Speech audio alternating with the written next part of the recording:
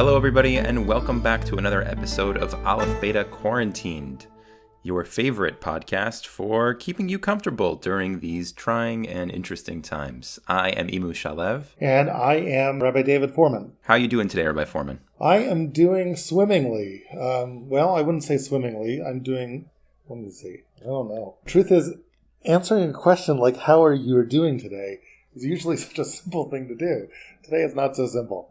I'm doing fair to middling hopefully with an upswing in talking to you. Yeah, I feel the same way. Where are you now, Rabbi Fohrman? I know last we spoke to you, we were trying to get you home from Israel. We were. Still trying to get home from Israel. We are booked now on a flight for this coming Saturday night. And I have to say there's a bit of drama around that in terms of whether the flight will fly. It's obviously not really in my control, but it feels like every hour something unexpected happens. And for all I know, somehow the travel link between Israel and the U.S. will get interrupted. But for now, it looks like it's happening, and hopefully able to get on that flight. Yeah. I'm actually kind of glad you did not go out this past weekend since the airports seem chaotic now. I'm hearing that there are 8-hour lines before people can get on their flights, and it doesn't feel like a great place to spend a lot of time right now. The real truth is that we actually, believe it or not, did have seats on a flight last night, and we elected not to take those seats and pay more money to go on Saturday night. And the reason was we were looking at the headline, the major newspapers that were talking about chaos at the airports. It seems like a policy that was intended to determine whether people were sick coming into the United States kind of backfired. And what you instead had was huge halls of thousands of people kind of snaking around in close contact with each other. And it seemed like a very dangerous kind of thing to get yourself into. It was really, I have to tell you, I don't know if I'm the greatest decision maker in the best of times, but it was a real nail biter because, I'm looking at these headlines, and we actually had someone who was passing through Newark Airport, the airport we were going to, and we called her, and she was like, no, just sailing through. And I'm like, I don't know, but the Washington Post says you're not sailing through. You're like standing in a 6-hour line. So I'm telling you, I'm sailing through. And the question is, I don't know, someone's got their facts wrong. Or maybe it was so chaotic that sometimes you sail through and sometimes you get hit with a line. It depends on the flight.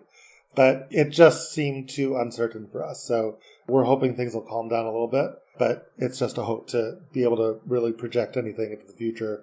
Feels like a crystal ball, but it's the decision we made, and hopefully we're on a flight on Saturday night. I hope that you guys are safe, no matter what happens, that we make the best decisions for us. Thank you. Things have really changed since the last time we spoke. We sat down, I think, to talk on Thursday. The big story on Thursday was that in humble old Teaneck, the rabbis got together to close shuls and schools. And the days that follow, we're now recording this on Monday morning Eastern time. So much of the rest of the tri-state area, New York, has caught up, but also so much of the world. Schools are closed really in so many places around the U.S. and in Israel. Public gatherings have been reduced tremendously, under 100, in some cases under 10. A lot of extreme social distancing, self-quarantining going on. It seems like every single day things get more and more extreme. We're living in unprecedented times, Rabbi Fohrman. Yeah, we are. And I think one of the challenge, at least for me in a time like that, is it feels like, you catch your breath and it's like, oh my gosh, this is so foreign. I've got to steel myself to adjust to this new normal, only to find that tomorrow is another new normal that you never expected. And beyond that is another new normal. I'm here in Israel, and Israel's first move was to set restrictions on gatherings of 5,000 people or more. And Imu, that seems comical now, does it not? Right? It's crazy. It's crazy. But that was like their draconian move, 5,000 people or more. Then they reduced that to 2,000 and then 1,000, right? And then came this big announcement from the Prime Minister's office that it's down to 100, right? And over Shabbos, you couldn't have a minyan that it was over 100 people. Prime Minister gets on Saturday night, it's like we're down to 10. And it just feels to me like, I don't know, psychologically for me, that it's so disorienting. And there's this attempt to hold on, I think psychologically, to the last vestiges of the present and say, okay, this is so alien, right? But this is the way it is now. And let me just adjust to this. But even there, your mind is tricking you because you know that tomorrow is going to be a different this, right? Even in the Prime Minister's last talk over here, it was like, well, we don't really know what we're doing with public transportation yet. Bang, 24 hours later, no buses, no trains, no nothing. And in Israel, that's a big deal because people don't have a car. It's a real shutdown of society. It actually recalls for me, Imu, a Gemara that you and I worked on going way back. One of our first videos that we ever did in Aleph Beta land was the one we did on Yavna. I'm wondering if you remember that. All the way back, I do. 6-7 years ago. We actually remastered it this past year, so in many of our subscribers' eyes and ears, it's fresh. We did. As a matter of fact, I don't know if we actually kept this part in the new remastered version or not. But at least in the old version of it, which you can't see anymore. But I'll just orally tell you about it. And, if you want to check it out in Aleph Beta, you can. Aleph Beta actually is free to people who are affected by quarantine, so feel free to just log on and check it out. But this is a beautiful video which we did on the world changing in a different kind of way. The world changing after the destruction of the first temple and an attempt by the people of the time to adjust to a new normal. And one of the stories that we had there in that first video was the story as retold in the Masechta Gittin of a noblewoman by the name of Marta Baitos. And I'm telling you, Imu, that as I just walk down the streets or look from my quarantined hotel room out on the more and more deserted streets, I just feel like the words of Marta Baitos are kind of ringing in my ear as she struggled to adjust to a new normal, always trying to hang on to a present tense that was too fleeting. And the story is told where Marta Baitos, then it was times of hunger. Thank God it doesn't look like that's what we're facing, both in Israel and at least in the United States, where you and I are. Authorities have been pretty resolute that the food supply is pretty strong and unthreatened. No need to hoard. But I will say that then, at the times of the first temple, and at the destruction and the siege and the hunger, so Marta Baitos sends out her maidservant to go fetch some groceries from the local store, and she's looking for flour, but she's not looking for any old flour. She wants to make the best, most refined kind of bread that she's used to, white bread, and she sends her maidservant for white flour, and servant comes back from the store, and it's like, sorry, ma'am, but they're all out of white flour. All they got left is whole wheat flour, right? Which back in the day wasn't as good. So Marta Baitos goes, all right, so go get the whole wheat flour. And the lady comes back from the store again and says, sorry, they just sold out of the whole wheat flour. All they got left is oats. And Marta Baitos wasn't crazy about oat bread, but she said, if it's just oats, so go get the oats. And Marta Baitos' servant comes back and, sorry, there's no more oats, but there's barley, leftover barley. All right, get the leftover barley. By the time she gets there's no leftover barley. And to me, that story is not just a story about how bad the siege was, right? There's a different way to tell that story. That story was a story about Marta Baitos. It wasn't really a story about the siege. It's told about a noblewoman, one of the richest women in the city. Yeah, that's right. And to me, and it's something which I never really realized, I always thought the main point of the story was the end where she eats this fig and is poisoned and she dies. But it feels to me like that run-up, this part of the story, is so vivid in my mind now because it's that attempt of people who almost take luxury for granted that as it's slipping away, it's like, okay, so this is the new normal. Okay, and you get your mind around, and I can handle this. But it's a fundamentally reactive way of approaching a crisis. And it feels to me like that's not the way to approach a crisis almost. You can't just be reactive, because by the time you react, the thing you're reacting to isn't there. And it's almost like you've got to sort of psychologically be proactive and think the things that I'm now taking for granted, right? To some extent, I've really got to enter this state where I can let go of even the things that I now feel are still here. Right. It's a very powerful story, I think. It's very resonant because we are all, to some extent trying to hold on to some semblance of normalcy. And we've all gone through the denial and this is overblown. It's just going to be a week. It's just going to be 2 weeks, right? Nobody wants to admit this could be a month, 2 months. And we're holding on to the past and we're trying to figure out what parts of our lives can continue to run as normal. I appreciate the kick in the pants. I appreciate the confrontation. To some extent, I feel very lucky in my life. I have a lot of privilege. And now I think that message of confronting what does the future look like, what is an appropriate response in the present, feels like I'm struggling here because I don't think my mind wants to go to a place where I'm letting go of the past, right? It's a very painful story. It's a scary thing. It's a horrifying story, right? Because the way you confront crisis is by, like, you think like you're doing the best you can if you're just like, okay, this is the new normal. But this is the new normal is sort of deceiving. And I think it sort of gets back to this famous notion of distinguishing between that which you can control, that which you can't control. I think, I don't know if we brought this up in various Aleph Beta videos. I kind of think that we might have in issues of faith, right? Things that you always have to balance, right? One of the things that you always have to balance is faith, which is fundamentally, I'm not doing anything. I'm just placing myself in God's hands. And what we typically call hishtadlut, right? That which I'm going to do, that which I'm going to be active in doing. And there's always this balance between how active should I be and how sort of passive almost. Just I'm going to be with God and place myself into his hands, and that's what I should do. And life is a constant tension between these two forces. And thinking of that, one of the things which comes to mind is a very powerful page I remember years ago when I read Stephen Covey's book, The 7 Habits of Highly Effective People. Yeah. And one of the things he talks about there is that he calls it the circle of concern and the circle of control.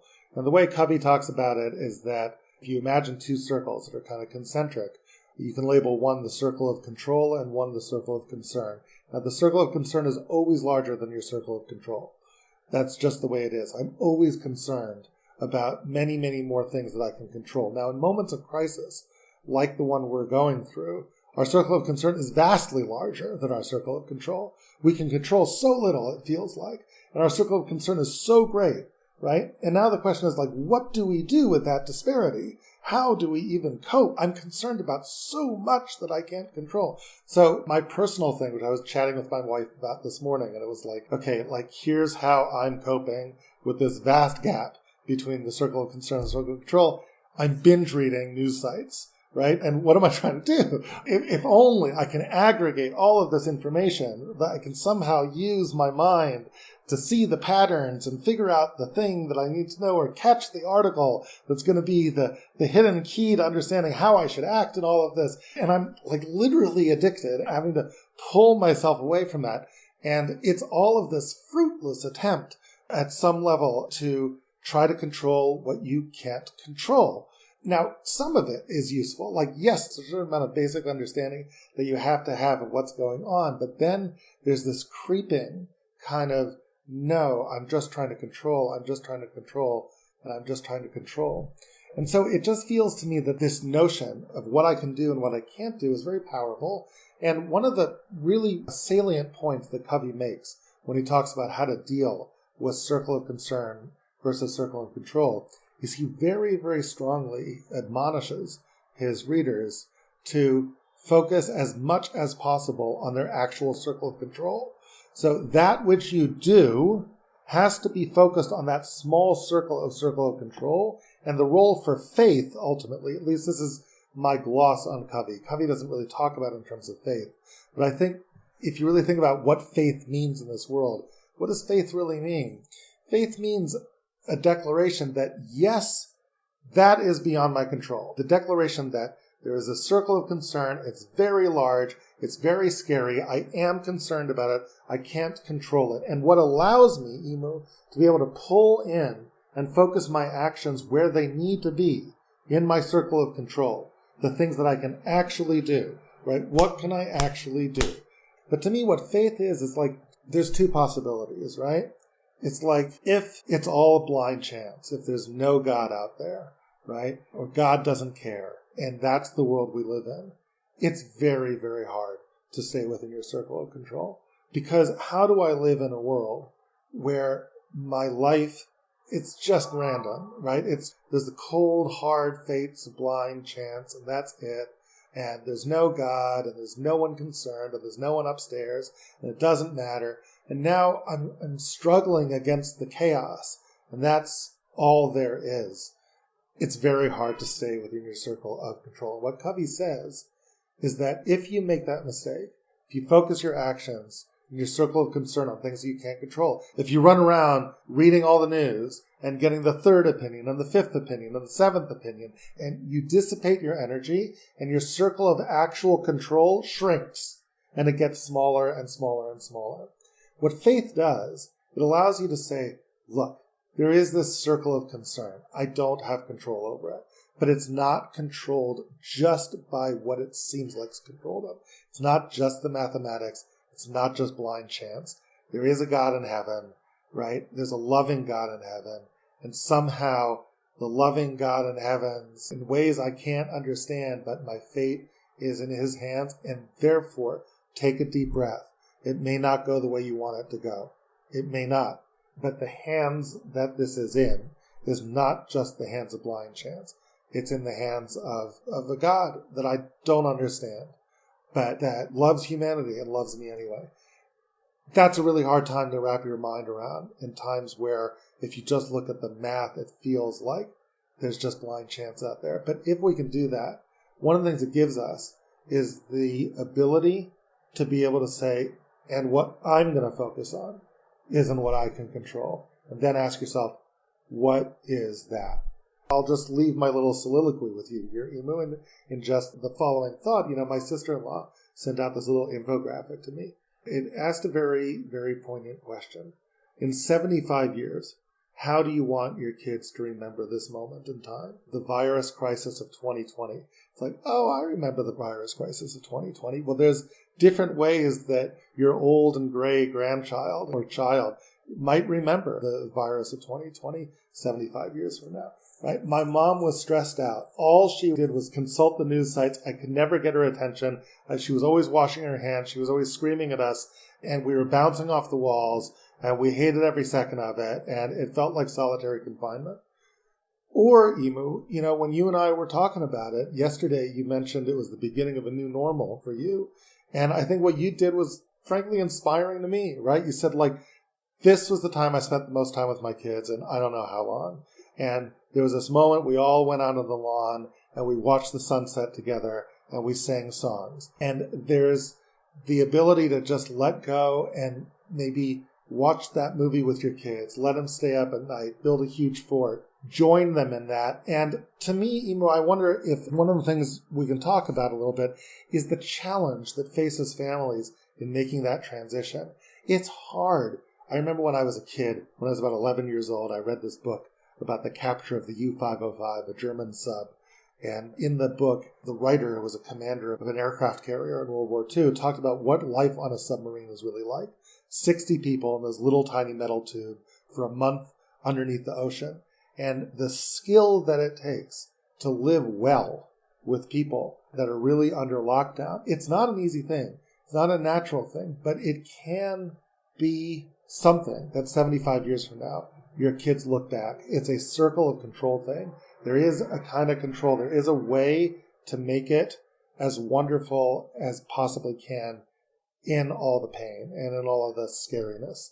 A little island of sanity. There's a way to do it. And I'm wondering if, I don't know, I'd love to in the days and weeks ahead to be able to discuss with you, what those challenges are like and how that can be done as best as we can. But it feels to me like that's something we can do in our circle of control. Yeah. I love that you went to Covey, and I think that the way you married Covey with faith is really, really resonant for me. What I'm processing in what you said is sort of a paradox that once you name it, I think can be dealt with. Because, we're all facing that surge of adrenaline that says you do need to get your act together, right? You've got to make sure that your kids have something to do every day. You've got to make sure that you stock your pantry with enough food to last through quarantine. You need to react to the fact that Pesach is going to come, and you got to make sure that that's going to be okay. And you got to make sure that your jobs are stable, and you're going to figure out how to continue to make money and to pay the mortgage. All those things are true. And on the other hand, as you mentioned, there's so much that's out of your control, and that demands surrender, right? Like faith, to a large extent, demands surrender. So on the one hand, my veins are coursing with adrenaline that tell me, take control, gird your loins, and let's actually take care of what we need to take care of. On the other hand, there's this other energy that says, completely surrender. Just surrender. Because you cannot control past this boundary, right? At a certain point, you will have to have faith in a loving God that says, this will be okay and the world is playing out exactly as it should. And I think that simply naming the paradox, as you did, is helpful to know, okay, this rush of adrenaline is useful here, but not there. And surrender and faith is actually useful there and not here, right? So knowing that, I think, is really important. I think we should all forgive ourselves a little bit because these are trying moments. And I think you put your finger on one of the things that's so trying about them from a spiritual standpoint is this incredible tug of war, which is always there. Throughout life, we live with this tug of war, but in times of crisis, the tug of war becomes far more pronounced between the adrenaline rush of I must do X and the surrender to this huge circle of concern that I really just can't control. And you absolutely have to do both, and both become imperative. In daily life, you can eke by. You know what I mean? In times that are more mundane. I'm not the biggest balamuna, I'm not the biggest faith guy. All right, I'm not. I go about my routine. I daven in shul. I'm an actuary. I do my thing. Or conversely, I'm not the biggest adrenaline guy. I'm laid back, but I've got my job. So I'm not the most ambitious guy in the world, right? But this simultaneously calls upon you this incredible I must do, right? If I've got my elderly mom home who can't get out, I must get her groceries. It's not like an optional thing, right? And there's stuff that I must do. I must figure out if I'm no longer working. Me and my wife are going to have to figure out what do we do and confront that scariness and think, rationally, how can I begin to build something? And those are things that demand action. And yet with all of that, there's this partner element of that which I can't control. And so it's hard to balance that. I think what's tough about those times of crisis is that you actually have to display both energies at the same time. And that's the tightrope, which is tough, but to be able to walk it, there is something exhilarating about it. I remember my conversation with you last night when I was obsessing over my decision. Should I leave? Should I go? Should I take the chance of walking into those crowded halls in Newark? I don't know. I could be stuck here for 18 months. I could, right? And I said to you, Emo, I just don't have a crystal ball. I wish I did. I don't even know what the right decision is here. And you said, get yourself out of the purgatory of the decision-making process. You made a decision. And now enter that little place where you can coast and you could say, the decision was made. And now just accept that that's out of your control. That's a decision that was made. Now coast with that. This is a time for you to pull back and not do anything and just live with the reality of that decision and be able to take some joy in the situation you're in. And I thought that was great advice. So thank you for that. You are wiser than your years, though, young Yoda now and then. No, it was painful to hear you agonize over the decision because I know you've been tossing it back and forth for a few days. And at a certain point, you had made the decision, and I heard you kicking yourself over whether you had made the wrong one. And it was easy for me to see, because I wasn't in it. You were torturing yourself over whether you had made the right decision. And at this point, the decision had been made. It's time to move on. Yeah, well, I thank you so much, Rabbi Fohrman, for sharing that idea. I think that will be really helpful to me, or at least I hope it will be really helpful to me and to our listeners. I do think finding the avenue to tap into faith and to surrender quite a bit to God and to the one that runs this universe, and to recognize in the face of crisis that we're smaller than we think, and that's okay. And that's part of life and part of existence, is spiritually a very calming idea. So thank you very much for that. Well, thank you so much for taking the time to talk today, Rabbi Fohrman. And thank you all very much for listening. As a reminder, Aleph Beta's resources are free to anyone in quarantine or practicing extreme social distancing. I should add that when we made that offer, it was really to the Westchester and SAR community, and now it seems like we're making that offer to the rest of the world, which is wonderful. Aleph Beta is here to really support everybody with Torah resources and more resources during this time. We are a nonprofit. We are trying to make these resources available to you. Typically, Purim and Pesach time is a time where we get a lot of paid subscribers. So because we are doing something different this year and really making Aleph Beta resources free, if you can consider, if you're not yet a member, the membership to Aleph Beta is what allows us to function daily. So please consider alephbeta.org, becoming a member. And if now is not a good time for you and your family, please don't think twice of it. You can help us by making sure to like this podcast, rate this podcast, and share it with your friends. And I hope that we become a useful resource for you during this time period. Thank you all so much for joining, and we'll see you soon.